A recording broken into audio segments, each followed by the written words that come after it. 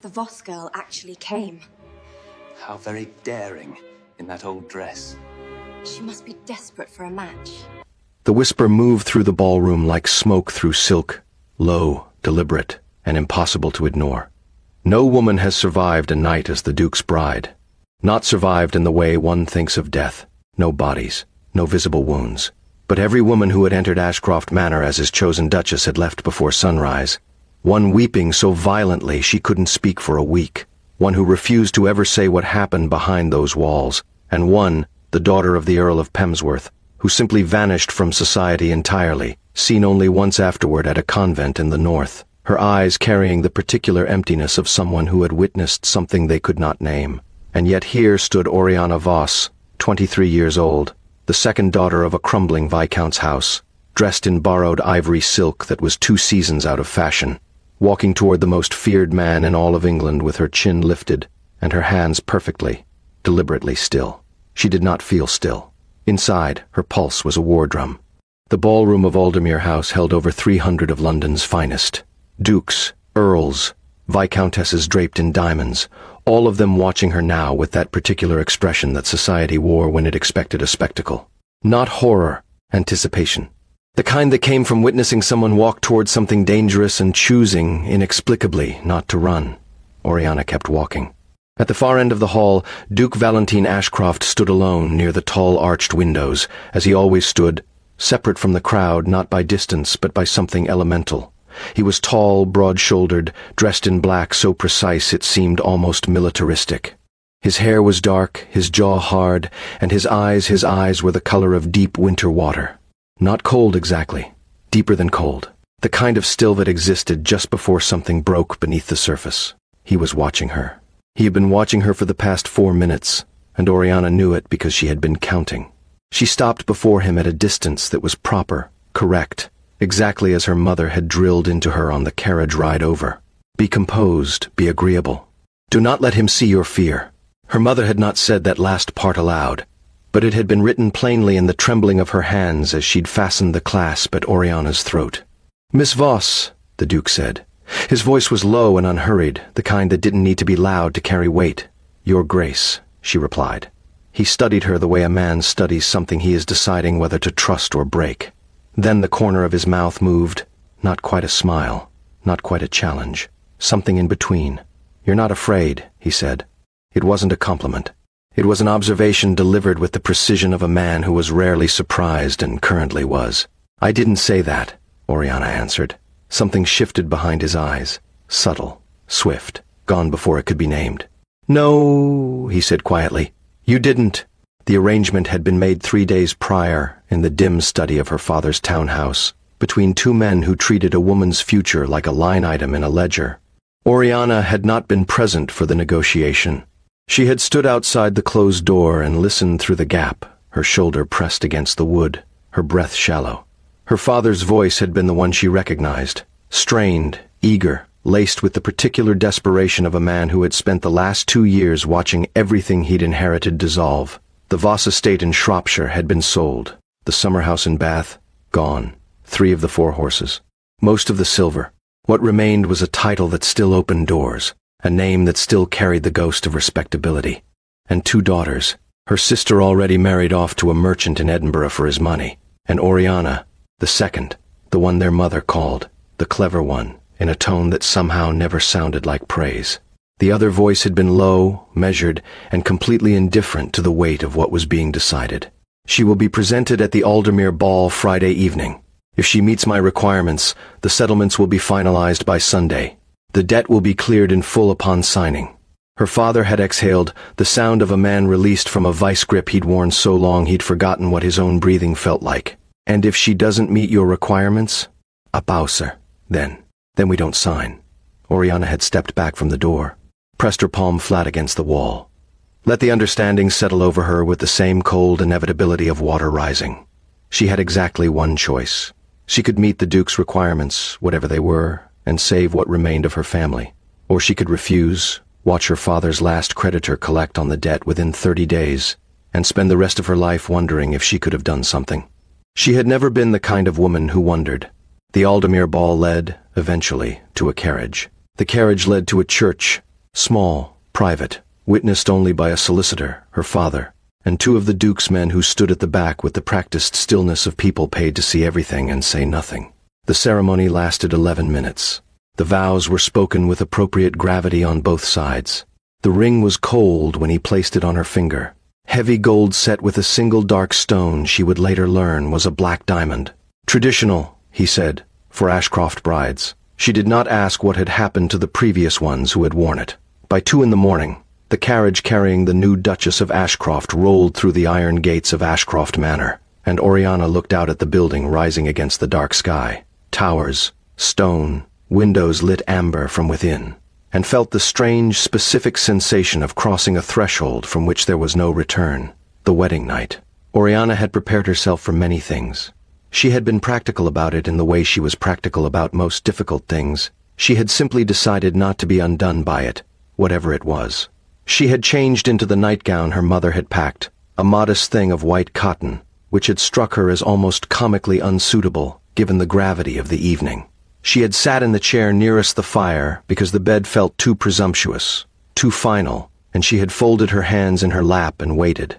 Valentine entered at 2:30. He had removed his formal coat. His sleeves were rolled to the forearms, a detail that struck her as unexpectedly human for a man she had spent 3 days imagining as something closer to architecture than person. He moved through the room without ceremony, without performance, setting a glass of wine on the side table without offering her one, and then simply standing near the window with his back partially turned. The silence stretched. Oriana was not going to be the first to break it. She had decided that in the carriage, let him establish the terms, let him speak. She would listen, assess, and respond with the same composure she had managed at the ballroom. When he finally turned, his eyes moved over her with that same cool precision she was already learning to recognize as his default. He was looking for something. She didn't know what. You should understand, he said, what this marriage is. I believe I do, she replied. You believe, he repeated, like the word itself was suspect. Sit down, miss. He stopped, corrected himself with the faintest alteration of his expression. Your Grace. She almost smiled. Almost. He crossed to the small settee near the fire and sat, not on the bed. A detail she registered with something that might have been relief and might have been confusion. He braced his forearms on his knees and looked at her with the frank, unflinching directness she was beginning to suspect was simply how he existed in the world. This is a contractual arrangement, he said. I require an heir. I require a duchess who will perform her social functions without drama, who will not interfere with my affairs, and who will not make demands of me that I am unable or unwilling to meet. In return, your family's debt is cleared. You will have access to every comfort this estate provides, and you will be treated with the full dignity of your station. Oriana listened to all of this. Then she said, And what happened to the others? The stillness that followed had a different quality than his previous silences. This one had weight. Which others? He asked, though she was quite certain he knew. The women before me, the ones who didn't survive the night. Something moved across his face. Something she couldn't name yet, because she didn't know him well enough. In time, and she would have time, she was determined to have time. She would learn the language of his expressions. But in that moment, all she could read was that the question had landed somewhere real. They left, he said finally, of their own accord. Why? Because I told them the truth about what this marriage was. He paused. Most women prefer the version that involves devotion. Oriana looked at him for a long moment. The fire crackled between them. Outside, the wind moved through the old trees of Ashcroft's grounds, a low, mournful sound. I don't need devotion, she said. I need honesty, and you've given me that, so we're already ahead of where I expected to be. He stared at her, for the first time since she'd laid eyes on him. Valentine Ashcroft looked, not quite thrown, but adjacent to it, like a man who had prepared for a particular conversation and found himself in an entirely different one. You're not what I expected, he said. No, she agreed. I don't imagine I am. She fell asleep in the chair, not deliberately, not as any kind of statement.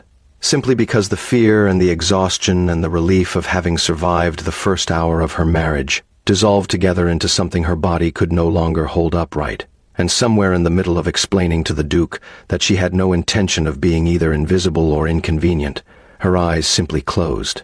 She didn't feel herself slump, didn't feel the moment when her head dropped, didn't feel the warmth that spread across her when, sometime later, A blanket was settled over her shoulders with a care so quiet it could almost be missed.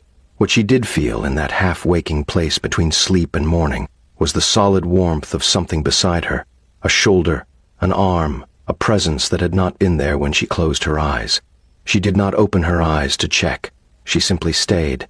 Valentine Ashcroft sat beside her in the hour before dawn, not moving, not leaving, watching the fire burn low and listening to the sound of his new wife breathing in sleep, and tried to understand what it was he was feeling that was so unfamiliar it didn't have a name yet. By morning, the staff knew. Staff always knew.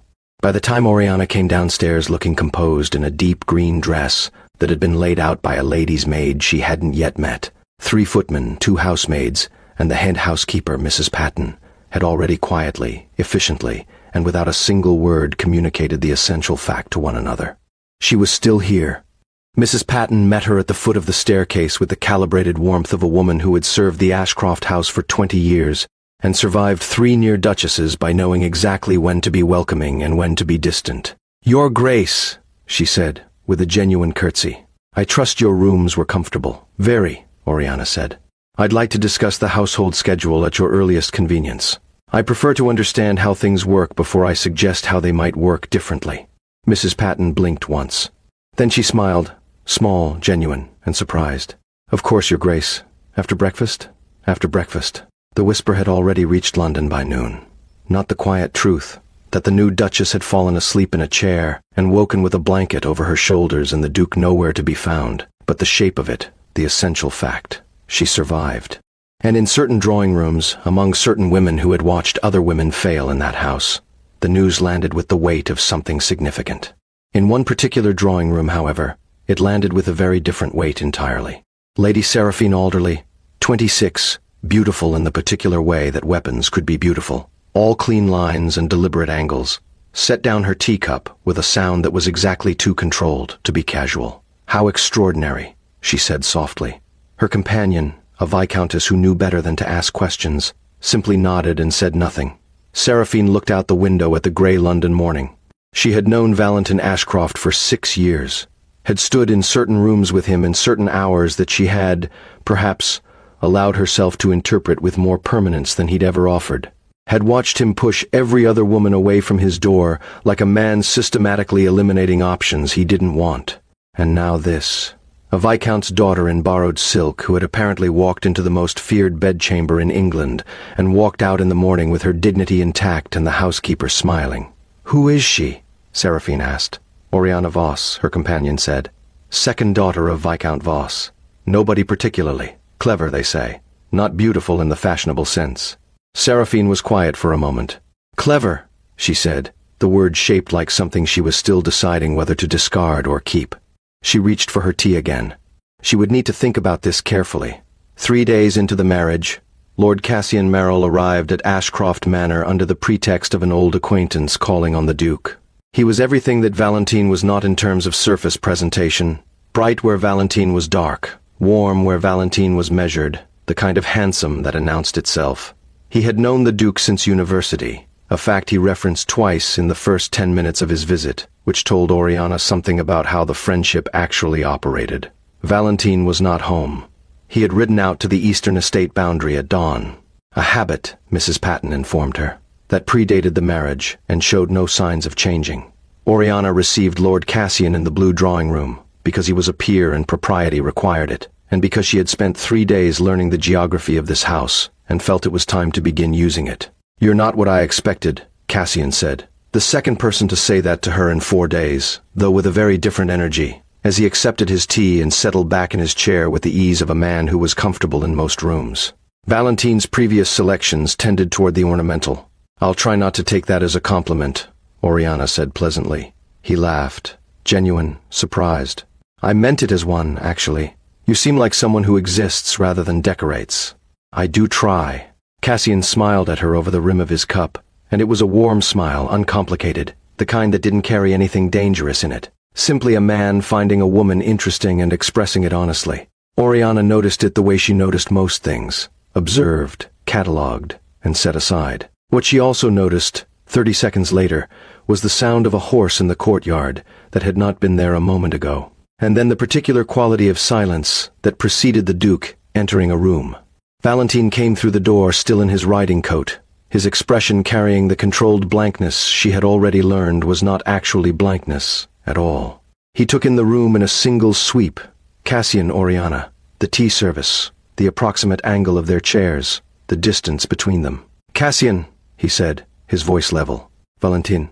Cassian rose, unhurried, and extended his hand. I came to meet your Duchess. You've been keeping her rather hidden. She hasn't been hidden, Valentine said. She's been busy. His eyes moved to Oriana. Something in them was different. The winter water stillness had shifted into something that moved, very slightly, just beneath the surface. Your Grace, Oriana said, meeting his gaze with the composure that was beginning to feel like armor rather than performance. Lord Cassian was just leaving. Cassian raised his eyebrows with amusement. Was he? Yes, she said. You were. He laughed again and made his farewells, and when the door closed behind him, the room had the particular quality of silence that existed between two people after something has shifted without anyone having said it. Valentine stood near the door and looked at her. She looked back. You came back early, she said. I own the estate, he said, which was not an answer. You do, she agreed, and left it there. The letter arrived on a Thursday.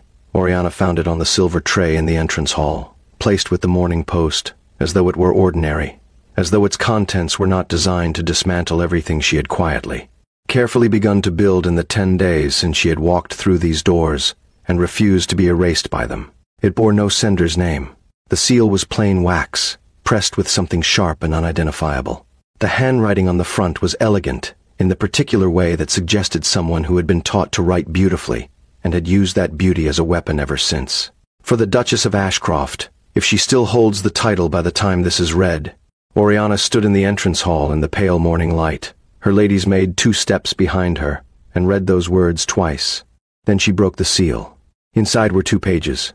The first was a letter, signed only with an initial S, written with the tone of someone who believed they were simply delivering facts rather than detonating something. Your Grace, I write not from malice but from a sense of obligation to the truth, which I believe you deserve, as a woman who clearly has more intelligence than most who have entered that house before you. The Duke of Ashcroft did not choose you freely.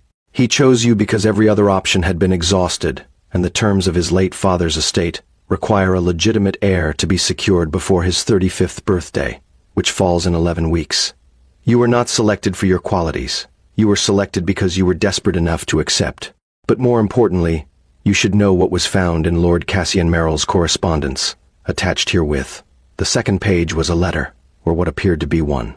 It bore Oriana's name at the top and Lord Cassian's signature at the bottom, and between them was a block of prose that suggested, in the careful language of someone who knew exactly what they were doing, that the friendship between Oriana and Cassian had predated her marriage, that it had been of a nature incompatible with her new position, and that Lord Cassian tended to continue the acquaintance regardless of the Duke's claim. Oriana read it once. Then she read it again, more slowly this time, the way she read things when she needed to understand not just what they said, but what they were trying to accomplish. She folded both pages, placed them back in the envelope, and handed the envelope to her lady's maid. Please place this in my writing desk, she said. The locked drawer. Yes, Your Grace, and send no reply. She had known it would come from somewhere. That was simply the logic of her situation. A woman who had walked into a powerful man's life and survived what others hadn't was always going to attract the attention of those who preferred the vacancy. She had simply underestimated how quickly. Séraphine. It required no great deductive effort. What required more thought was what to do about it. The forged letter was the real problem. Not because it was convincing. It wasn't. Not to anyone who knew Oriana's history, which was precisely no history with Cassian Merrill whatsoever. But it didn't need to be convincing to be effective. It only needed to reach the right ears, be repeated with enough confidence, and be believed by a society already primed to see the Duke's new Duchess as an unlikely choice that deserved a second look. If Valentine saw it before she could explain it, what would he believe? She didn't know him well enough yet. That was the honest answer, and she had always preferred honest answers even when they were uncomfortable. She had spent 10 days learning his household, his staff, his rhythms. She had not yet learned his trust. That was the thing Séraphine had correctly identified. The gap. The space between a contractual duchess and a real one. The question was whether she was going to let someone else define what filled that space, or whether she was going to do it herself. She found Valentin in the East study at noon. He was at the desk with 3 documents spread before him, a glass of water at his elbow instead of the brandy she'd half expected, reading with the focused stillness of a man who could silence an entire room simply by being in it.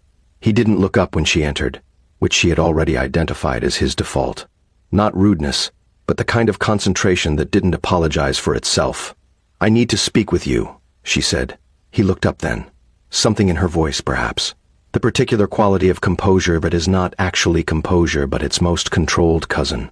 "Sit down," he said. "I prefer to stand." He set down his papers. She placed the envelope on the desk in front of him. He looked at it, looked at her, picked it up and read both pages with the same unhurried precision with which he did everything, and she watched his face the entire time, cataloging every micro-expression the way she had been cataloging them since the ballroom.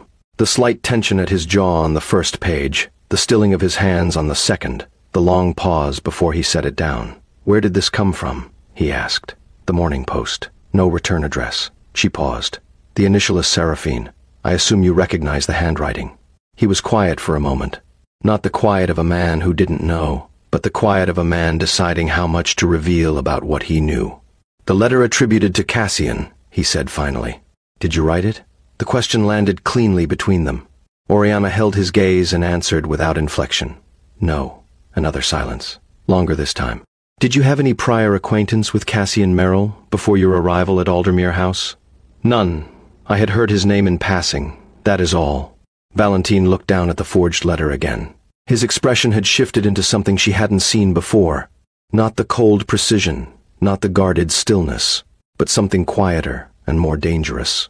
The expression of a man who was angry in a way that had nowhere immediate to go. "She had it made quickly," he said. "It wasn't addressed to Oriana. It was almost addressed to the room. That suggests she had the infrastructure ready before the marriage, prepared for whichever woman I chose. Or prepared specifically for me once she knew who you'd chosen," Oriana said.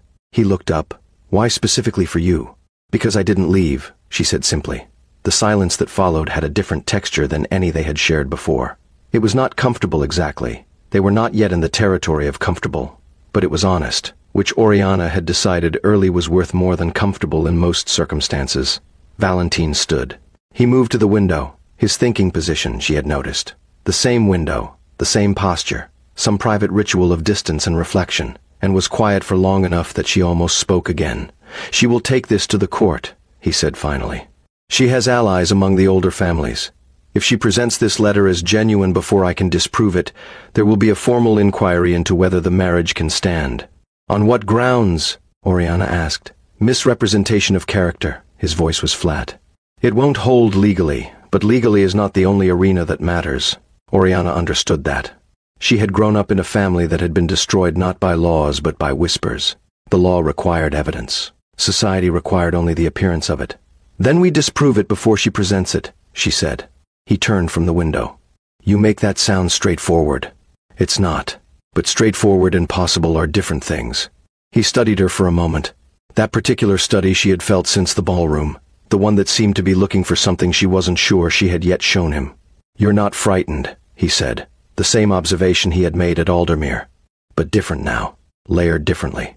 He wasn't noting it as a curiosity this time. He was noting it as though it meant something to him. "I told you before," she said. "I didn't say that." Something crossed his face then, swift, almost involuntary, there and gone. But she caught it. She had been watching. It looked, against all her expectations, like the beginning of a smile. Seraphine moved faster than either of them had anticipated. By Friday afternoon, 2 days after the letter, word reached Ashcroft Manor through Valentine's solicitor that Lady Seraphine Alderley had submitted a formal petition to the Duke's family council, an archaic, but still legally, functional body of 3 senior peers who held oversight of Ashcroft's succession matters, claiming that the new Duchess had entered the marriage under false pretenses of moral character. She had provided the forged letter as evidence. She had also, the solicitor reported with the measured tone of a man delivering bad news to someone who could shoot the messenger, obtained a statement from a woman named Mrs. Holt, a seamstress who claimed to have made garments for Lady Oriana Voss during a period when she was allegedly in Lord Cassian's regular company in Bath. Oriana had been in Bath once, 2 years ago, with her mother. For 3 weeks. She had met no one named Holt, and she had never been in Lord Cassian's company until his visit to Ashcroft Manor 4 days ago. But by Saturday morning, the story was moving through London drawing rooms like water through cracks. Not as accusation, not yet. As concern, as whisper, as the particular social poison that disguised itself as sympathy. Have you heard? Such a pity for the Duke if it's true. He deserves better, doesn't he? Valentine came to her rooms that night. Not in the way he had come on their wedding night. Not with the careful distance of two people navigating a contract in the dark. He knocked once, entered when she called, and stood in the center of the room with an energy she hadn't felt from him before. Contained, but barely. The way a very controlled person looks when they have been pushed to the outer edge of their control and are holding the line through will alone. "Sit down," she said, because he had said it to her, and it seemed only fair. He sat. On the edge of the chair near the fire. Not the settee, not relaxed, but present in a way he hadn't quite been in any of their previous conversations. "The council meets Tuesday," he said. "Seraphine will present her petition in full." "I know. If she succeeds, she won't," Oriana said. His jaw tightened. "You don't know what she's capable of." "I know what she wants," Oriana said. "She wants the title and she wants you. She believes those are the same thing, which is her first mistake.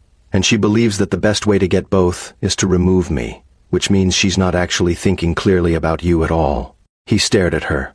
"If she were thinking clearly about you," Oriana continued, "she would know that the one thing that will make you resist her absolutely is the suspicion that she's trying to maneuver you. You don't respond well to being managed." A beat of silence. "No," he said, "I don't. Then let's not be managed." She looked at him directly. "I need you to trust me for 2 days. Can you do that?" The question sat between them, deceptively simple, carrying the full weight of everything they had not yet said to each other. Trust was not a thing she could demand.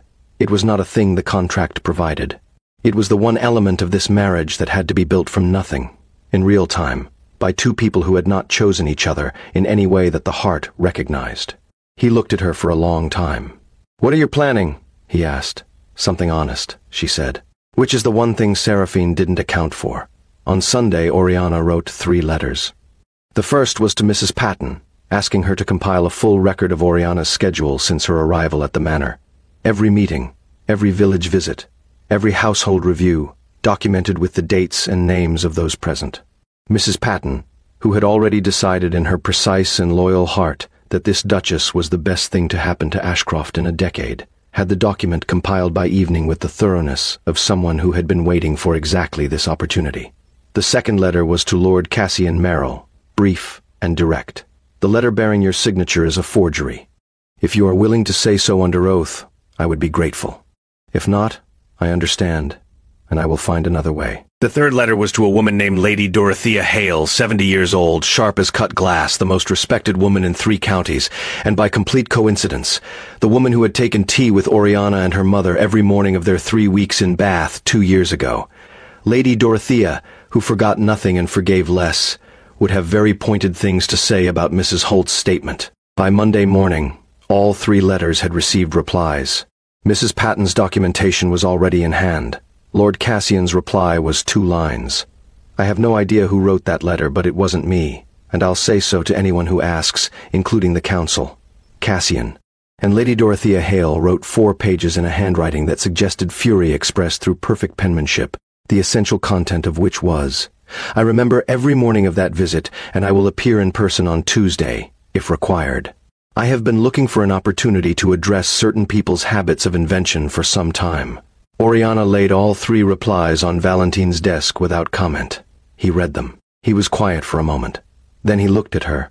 And this time, the thing she saw behind his eyes was not the winter water stillness, and not the guarded precision, and not even the almost smile from the East study. This was something else. Something that looked like a man being seen by another person for the first time, and not entirely knowing what to do with it. "You did this in 2 days," he said. "I did it in 1, she said. The second day was for the letter to Lady Dorothea. She writes at length." He set the papers down. "Oriana," he said, her name, her actual name, not her title, not Miss Voss, not the impersonal Your Grace, her name in his voice. In that quiet room, on a Monday morning when the light came through the tall windows and fell across the desk between them, she felt it the way you feel something you weren't braced for, not painfully, just fully. like stepping outside and discovering the air had changed. "Yes," she said, and was surprised by how steady her own voice was. "I owe you an apology," he said. She waited. For the wedding night. For what I said. He was not a man, she had learned, who apologized easily or often. These words were costing him something. She could see it in the careful way he was choosing each one. "What I told you about the purpose of this marriage, it was true. It is also not the whole of what I am capable of offering. I said it because it was the version of myself I had decided to be." He paused.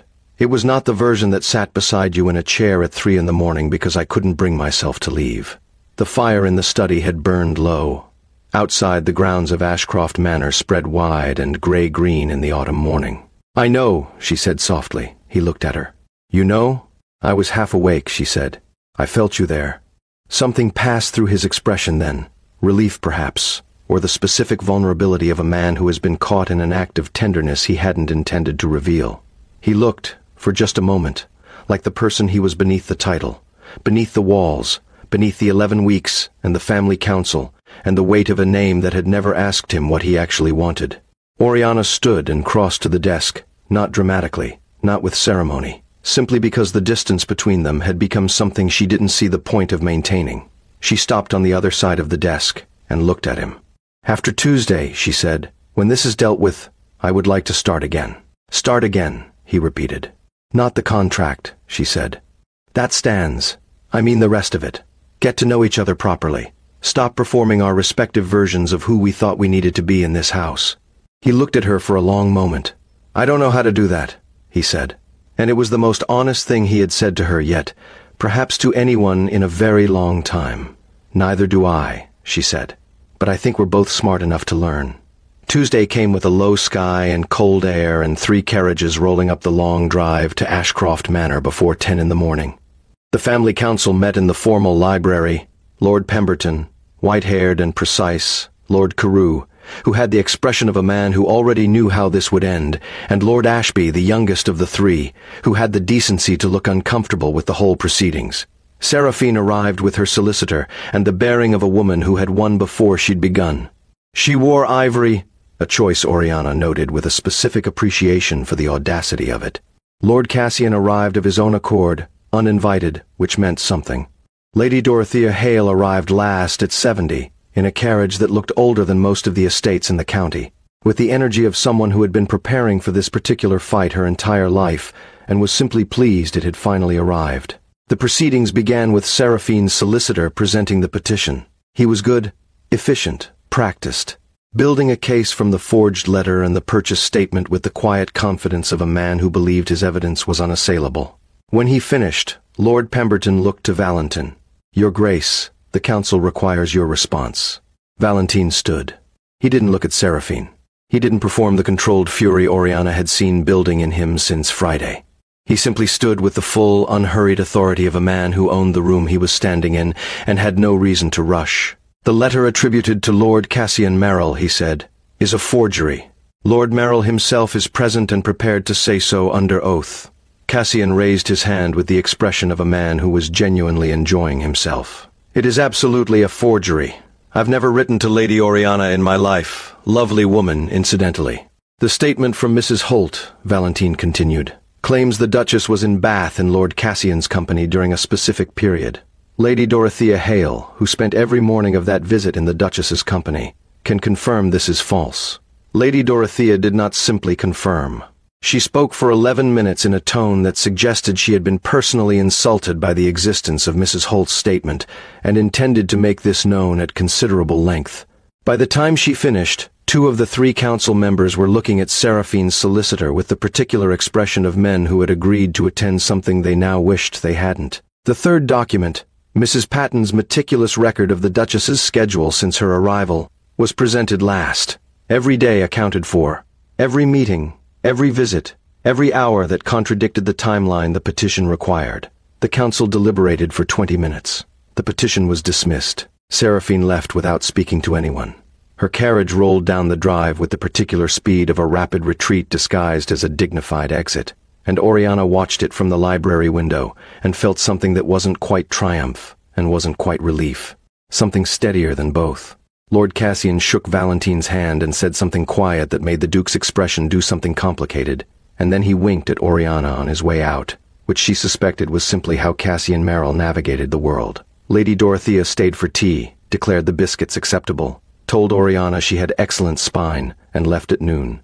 And then they were alone in the library, Valentine and Oriana, in the quiet that came after a storm has passed and the world is still assessing the damage. He crossed the room toward her. She turned from the window. He stopped very close. Closer than the careful distances they had been maintaining since their wedding night. Close enough that she was aware of the specific warmth of him, the way his eyes moved over her face, as though still cataloging, still learning, but with something different in it now. Something that had stopped being strategic. "You said after Tuesday you wanted to start again," he said. "I did. It's after Tuesday." She looked up at him. "So it is." He reached out and took her hand, not with the clinical care with which he had placed the ring on her finger in that 11-minute ceremony, but slowly, deliberately, his thumb moving across her knuckles in the same motion she had felt in the chair beside her in the dark hours before dawn. Quiet, unhurried. As though the gesture itself was a kind of answer to a question neither of them had been able to ask directly. "I'm not easy to know," he said. "I'm aware," she replied. "You're also not impossible." His mouth moved, and this time it completed itself. A real smile. Small, not the kind that announced itself, but the kind that meant something precisely because it didn't perform. "No," he said. "Apparently not." The weeks that followed did not transform them into something uncomplicated. Real things rarely did. But there was a morning when Oriana came downstairs early and found Valentine already in the breakfast room. 2 cups of tea on the table instead of 1. Her preference, not his. And he was reading the papers with the relaxed posture of someone who had stopped maintaining distance from the room they were in. There was an afternoon when she was reviewing the estate accounts with Mr. Harrow, and Valentine appeared in the doorway. Not to interrupt, but to listen. And when Harrow looked at him uncertainly, the Duke simply said, "Continue. Her Grace has a better eye for these than either of us." There was an evening when the conversation in the library went long past the time either of them had intended, moving through philosophy and estate reform, and whether the bridge at the north boundary needed the investment Oriana believed it did. And when she finally stood to leave, it was past midnight, and Valentine stood too, and walked her as far as the door of her rooms, and paused there. "Good night, Oriana," he said. "Good night, Valentine," she said. And neither of them moved for just a moment. That particular moment that exists between two people when the distance between them has become entirely voluntary. Before she opened the door and stepped inside, and he walked back down the corridor with the measured step of a man reminding himself to be patient with things that mattered. The proposal, when it came, was nothing like what she would have written for him if she had been writing the story. It was raining. She had gone out to the East Garden anyway, which was perhaps not her most practical decision, and he had come out after her without a coat, which was entirely unlike him.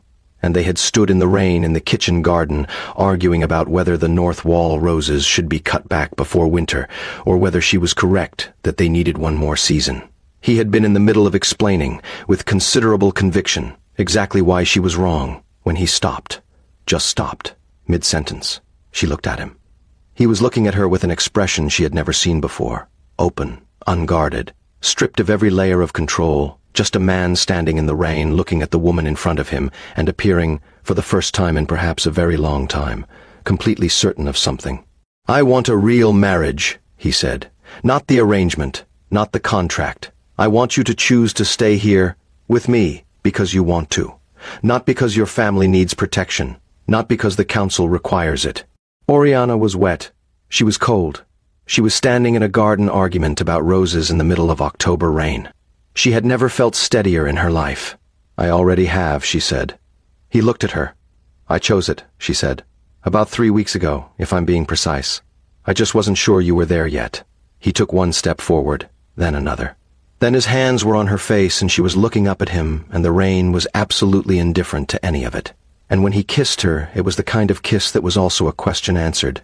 Not beginning something new, but acknowledging something that had already, quietly, in chairs beside fires and in libraries past midnight, and in East Gardens in October rain, already become real.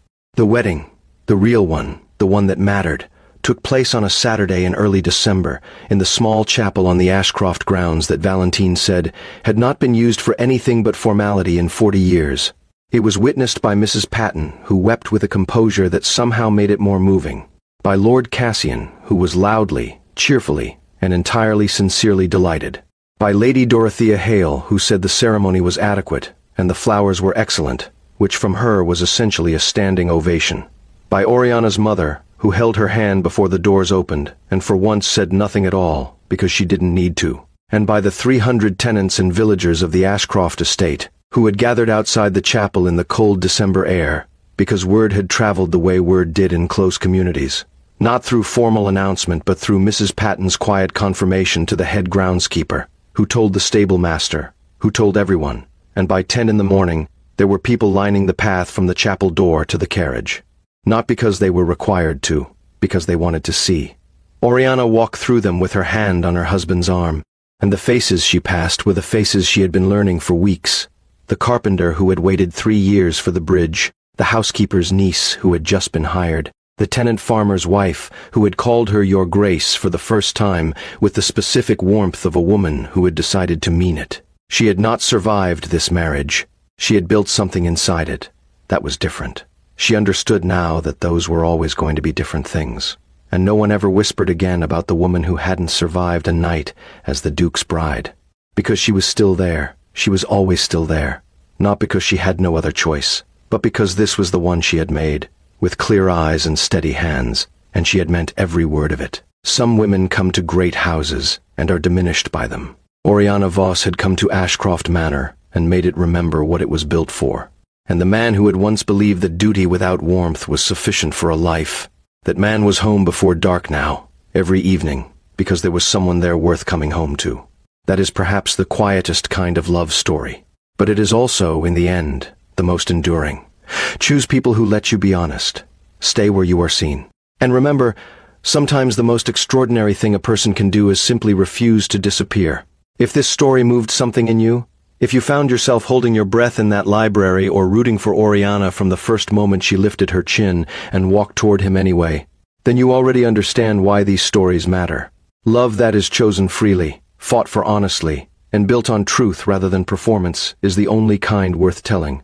Come back to the Duke Royal Tales for more stories like this one. New worlds, new battles, new love that earns every word of it. Like this video if Oriana and Valentine found their way into your heart. Subscribe so you never miss what comes next. And drop a comment below. What was the moment you knew Valentine was going to fall for her? We read every single one. Until next time. Choose courage, choose honesty, and never let anyone make you invisible.